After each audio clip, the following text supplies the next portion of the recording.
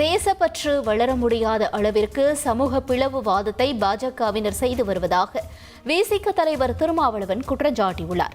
சென்னை கோட்டூர்புரத்தில் நடைபெற்ற நூல் வெளியீட்டு விழா ஒன்றில் விசிக தலைவர் திருமாவளவன் கலந்து கொண்டு பேசினார்.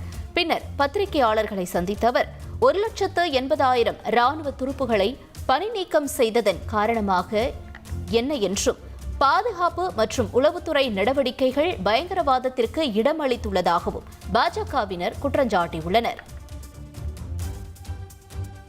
தேசப்பற்றோ தேசிய உணர்வோ வளரக்கூடாத அளவுக்கு இங்கே மதத்தின் பெயரால் சமூக பிளவினவாதத்தை செய்யக்கூடியவர்கள் பாஜகக்காரர்கள் தான்.